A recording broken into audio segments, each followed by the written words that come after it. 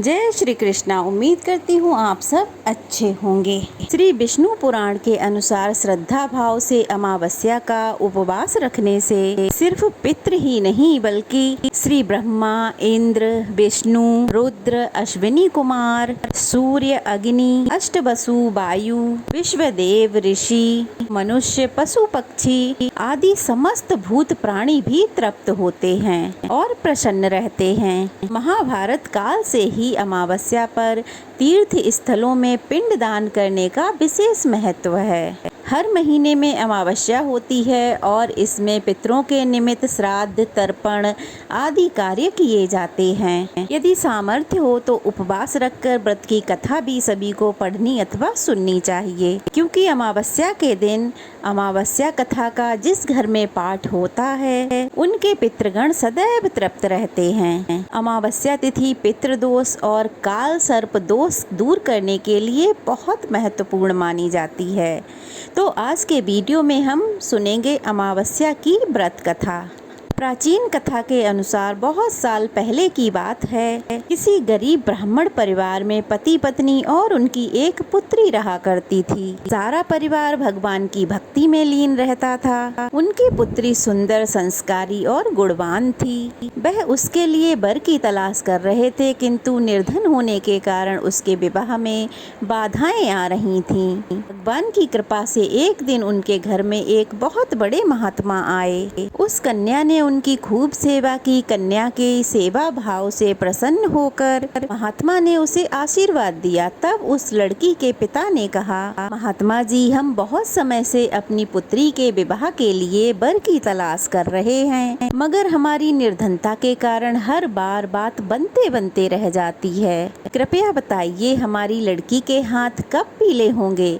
महात्मा जी ने उस लड़की का हाथ देखा और फिर कहा, इस लड़की के हाथ में तो विवाह की रेखा ही नहीं है। यह बात सुनकर ब्राह्मण बहुत उदास हो गए और फिर बोले, क्षमा करना महात्मा जी, मैं आपके कहने का अर्थ नहीं समझ पाया। महात्मा जी ने फिर कहा, तुम्हारी पुत्री के भाग्य में विवाह का सुख नहीं लिखा है। महात्मा जी के मुंह से ऐसे वचन सुनकर वह ब्राह्मण दंपत्ति रोते रोते महात्मा जी के चरणों में गिर गए और उनसे समाधान बताने के लिए विनती करने लगे। महात्मा जी ने उन्हें अपने चरणों से उठाया और कहा कि पास ही के एक गांव में सोना नाम की एक धोबन रहती है। वह बहुत पतिव्रता है। वह अपने बेटे और पति और बहू के साथ रहती है। वह बहुत पतिव्रता है। यदि आपकी पुत्री उसे अपनी सेवा से प्रसन्न कर ले और आशीर्वाद के रूप में उसकी मांग का सिंदूर ले ले, तब ही इसका विवाह संभव है। ऐसा करने से इसे अखंड सौभाग्य की प्राप्ति होगी।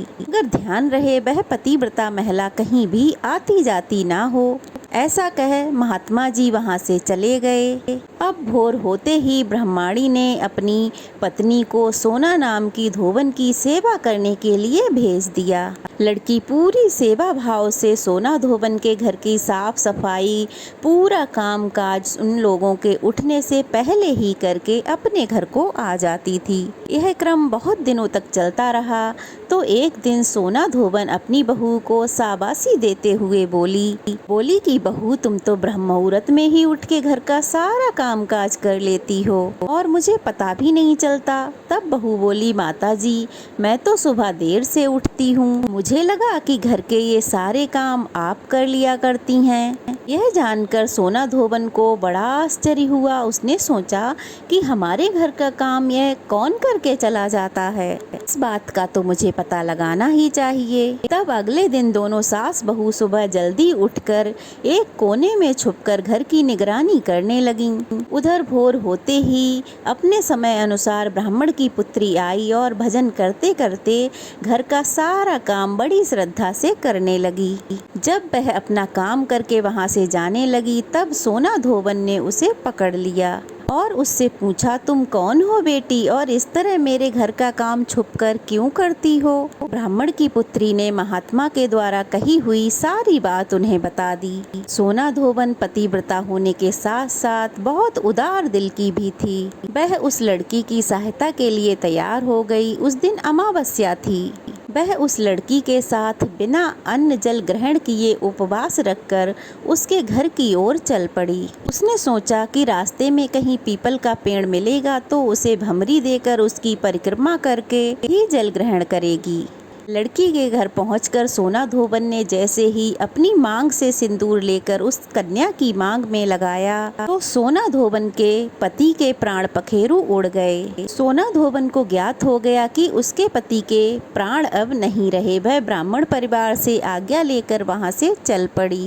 रास्ते में पीपल का पेड़ देखकर उसने ईंट के टुकड़ों से 108 बार भमरी देकर 108 बार पीपल के पेड़ की परिक्रमा की। उसके बाद जल ग्रहण किया, तभी उसके पति की मृत देह में प्राण वापस आ गए। इस प्रकार अमावस्या के दिन पीपल के पेड़ की पूजा करने और कथा को सुनने से सुहागन महिलाओं का सुहाग अटल रहता है। सुहागन महिलाओं को सभी प्रकार के मनोरथों की प्राप्ति होती है और जिनका विवाह नहीं हो रहा हो उन्हें मनोवांछित वर की प्राप्ति होती है। सभी अभीष्ट मनोरथों की पूर्ति होने के साथ साथ ऐसे भक्तों के घर में अन्न धन सुख संपत्ति के भंडार भरे रहते हैं। तो यह थी अमावस्या की व्रत कथा। कैसी लगी कमेंट बॉक्स में जरूर बताइएगा। अच्छी लगी हो तो कमेंट कीजिएगा और वीडियो को ज़्यादा से ज़्यादा शेयर कीजिएगा ताकि सब लोग इस पावन पवित्र कथाओं को सुन पाएं। और अगर नए हैं तो प्लीज़ जल्दी से चैनल को सब्सक्राइब कर दीजिए और शेयर कर दीजिए। तो चलिए फिर मिलते हैं, तब तक के लिए जय श्री कृष्णा।